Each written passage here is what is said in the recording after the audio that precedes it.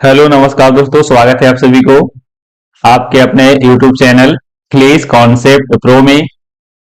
तो ये है आज का वीडियो क्लास 10th के ऊपर। तो आइए हम लोग क्लास को शुरू करते हैं। ये रहा आपके सामने पहला प्रश्न। Which of the following pair of linear equation has unique solution, no solution और infinitely many solutions? In case there is a unique solution, find it by using cross multiplication method. कह रहा है कि यदि जो आपका ये नीचे पेयर ऑफ इक्वेशन जो दिया हुआ है उसका अगर यूनिक सॉल्यूशन हो या एक सॉल्यूशन हो, यूनिक को ही हम एक कहते हैं।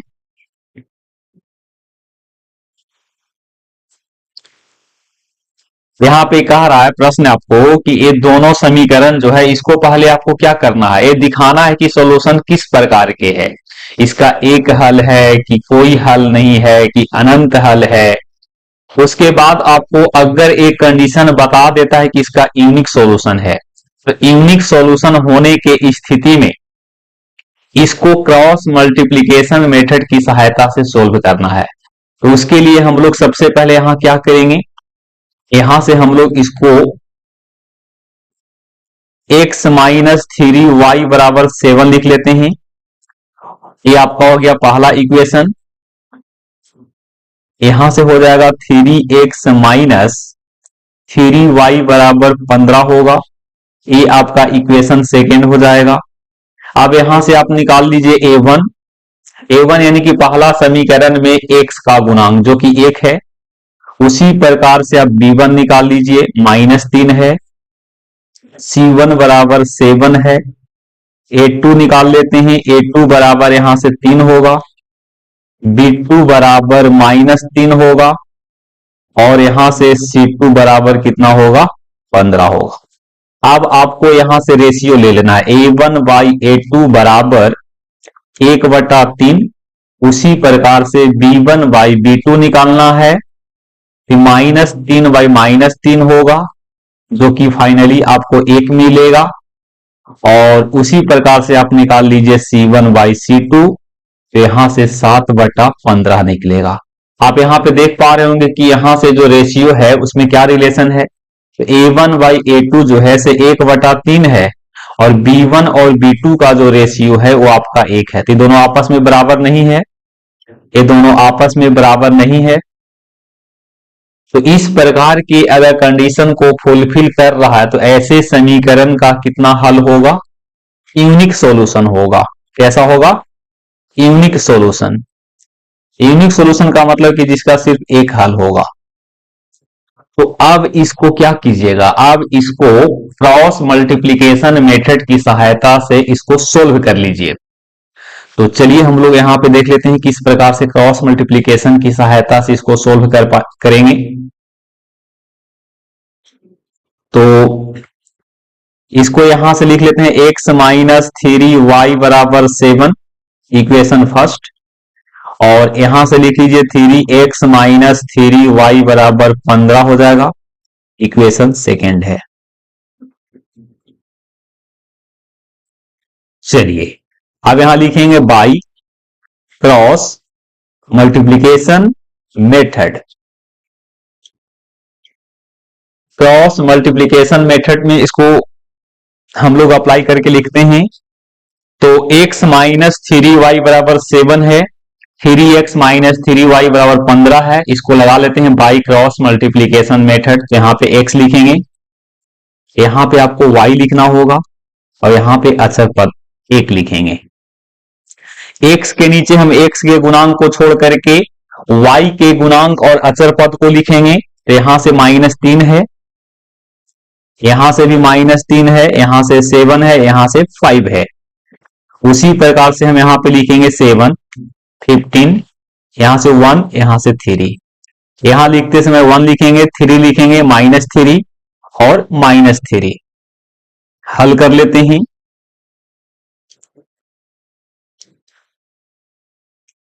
x के नीचे आपको लिखना पड़ेगा, इस प्रकार से आपको गुना करना होगा, यहां से इस प्रकार से। और यहां से हम लोग गुना करेंगे इस प्रकार।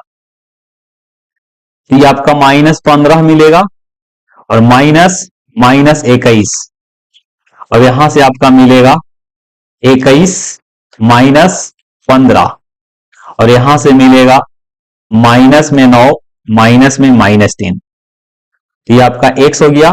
-15 प्लस 21, यहां से मिलेगा 21 माइनस 15, और यहां से मिलेगा -9 प्लस 3। फाइनली इसको हल कर लेते हैं।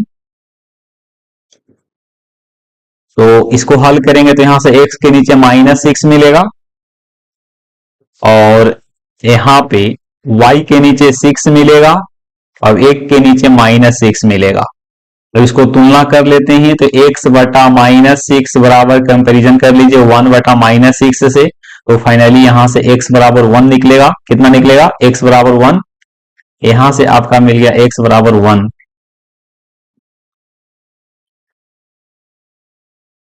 चलिए, और यहां से लेके चलते हैं यार, y बटा 6 बराबर 1 बटा -6, तो y बराबर यहां से -1 निकलेगा। तो इस प्रकार से हम लोग जब इसका 1 सॉल्यूशन होगा तो क्रॉस मल्टीप्लीकेशन मेथड की सहायता से प्रश्न को बनाएंगे। चलिए हम लोग आगे मूव करेंगे। ये रहा आपके सामने आज का दूसरा प्रश्न है। आज का ये दूसरा प्रश्न है, इसको भी चेक करना है, तो चेक कर लेते हैं। a1 बाई a2 निकाल लेते हैं, तो ये आपका 2/3 होगा। b1/b2 निकाल लेते हैं, 1/2 होगा, और c1/c2 निकाल लेते हैं, तो ये आपका 5/8 होगा। यहां पे हम देख पा रहे हैं कि a1/a2 बराबर नहीं है b1/b2 का। इसका अर्थ है कि इसका 1 सॉल्यूशन होगा। कितना सॉल्यूशन होगा? 1 सॉल्यूशन, या बोल सकते हैं इसी को यूनिक सॉल्यूशन। यूनिक सॉल्यूशन, तो यहां से आप इसको क्रॉस मल्टीप्लीकेशन मेथड को अप्लाई करके आप यहां से x और y के वैल्यू को निकाल सकते हैं। चलिए, तो x के नीचे मैं क्या लिखूंगा? यहां से 1 2 5 8, y के नीचे 5 8 2 3, और यहां लिखते समय लिखेंगे 2 3 1 2। इस प्रकार से मल्टीप्लाई कर लेते हैं यहां से, और यहां इस प्रकार से x हो गया, और 8 माइनस 10 होगा, y 15 माइनस 16 होगा, और ये आपका हो जाएगा 1/3 माइनस 4। तो हल करेंगे,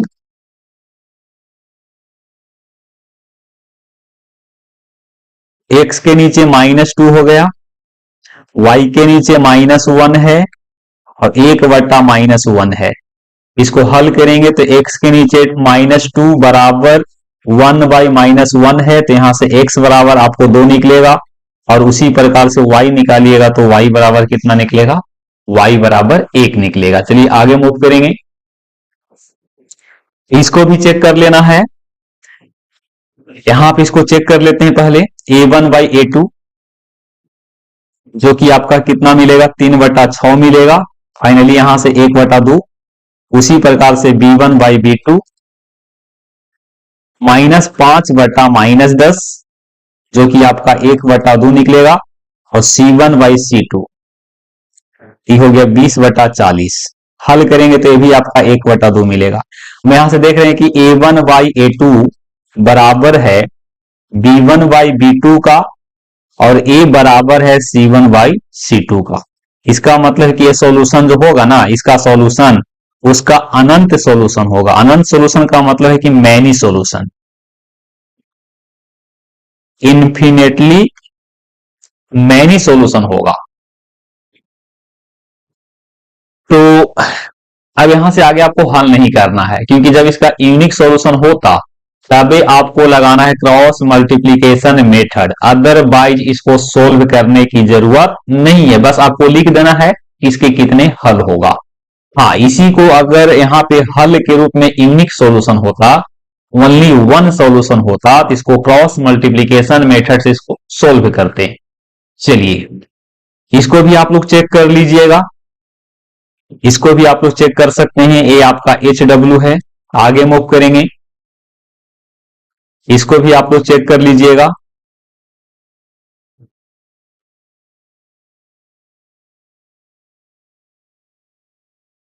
इसको भी आप लोग चेक कर लेंगे, ये भी आपका HW है, सारे क्वेश्चन एक जैसा है।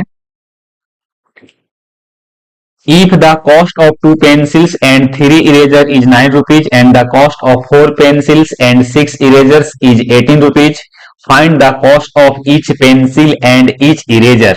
यहाँ पे कह रहा है कि 2 पेंसिल और 3 इरेजर का जो कीमत है उसका कीमत 9 रुपया है, लेकिन 4 पेंसिल और 6 इरेजर का कीमत 18 रुपया है। लैंग्वेज आपका बिल्कुल यहाँ पे इंग्लिश रहेगा, लेकिन हम लिखने और समझाने का प्रयास कर रहे हैं हिंदी में। तो यहां पे मान लेते हैं, माना पेंसिल का कीमत कितना मान लें,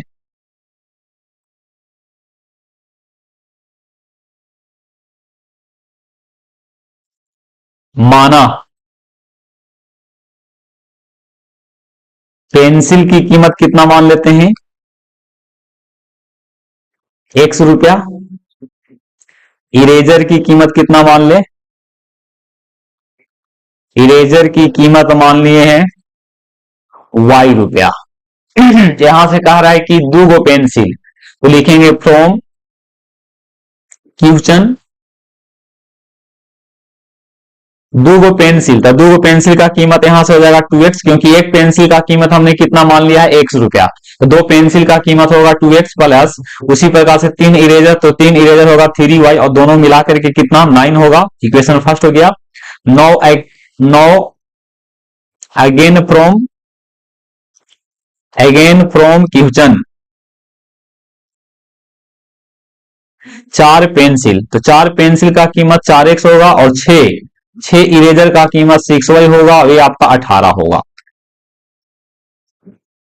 ये दोनों इक्वेशन को आप देख लीजिए, कंपैरिजन कर लीजिए, इसको कंपैरिजन कीजिएगा तो इसका कितना सॉल्यूशन होगा, इसका इन्फिनिटली मैनी सॉल्यूशन होगा, क्योंकि यहां पे A1/A2, B1/B2 और C1/C2 का जो रेशियो है ये तीनों आपस में क्या है, बराबर है। यानी कि पहला और दूसरा समीकरण ये अलग अलग समीकरण ना होकर के एक समीकरण है, जो कि आपका या तो आप बोल दीजिए 2x प्लस 3y या 4x प्लस 6y।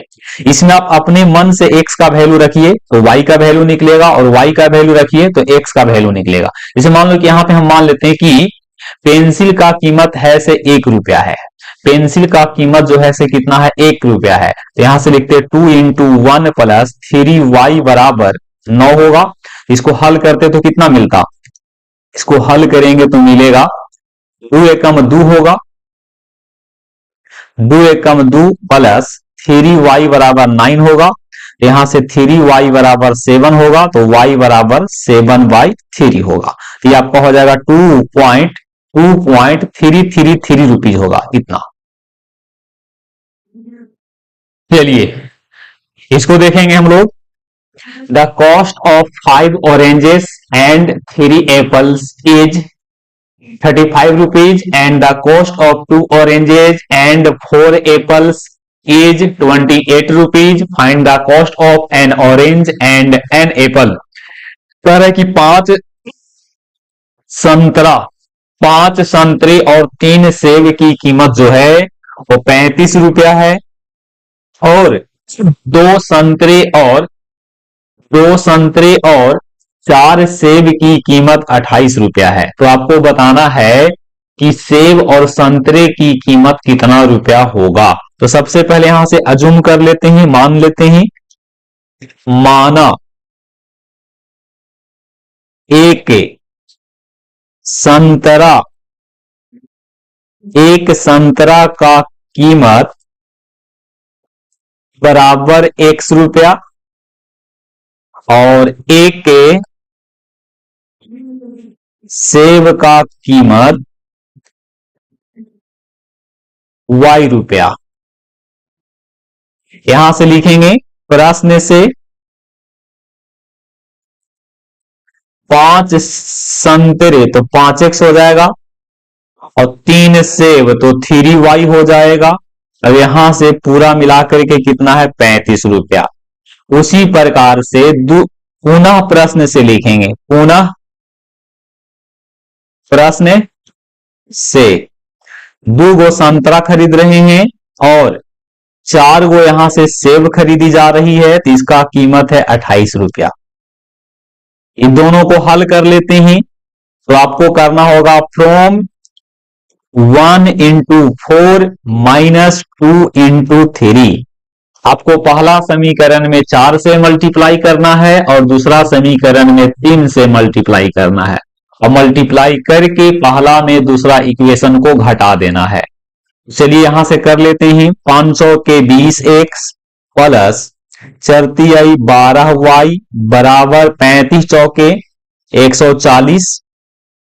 ये आपका होगा 6x प्लस 12y बराबर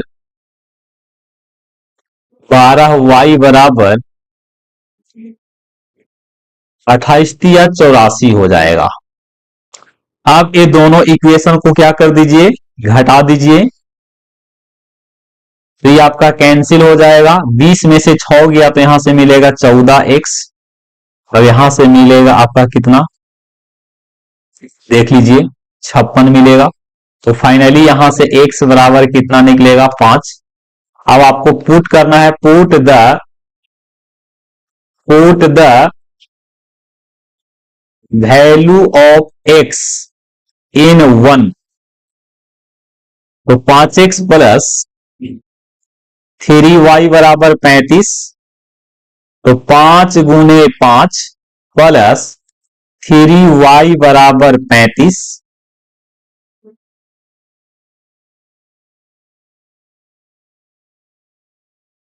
और देखो यहां पे गलती हो गया यार, सुबह सुबह मोड ऑफ हो जाता है। यहां से आपका कितना आएगा, 14 चौके 56 होता है, 14 चौके। तो यहां से आपको 4 रखना होगा, यहां 4 है, यहां 4 रखेंगे। 500 के 20 प्लस 3y बराबर 35, 3y बराबर 35 में से 20 चला जाएगा तो 15 मिलेगा, तो यहां से y बराबर 5 मिलेगा। तो फाइनली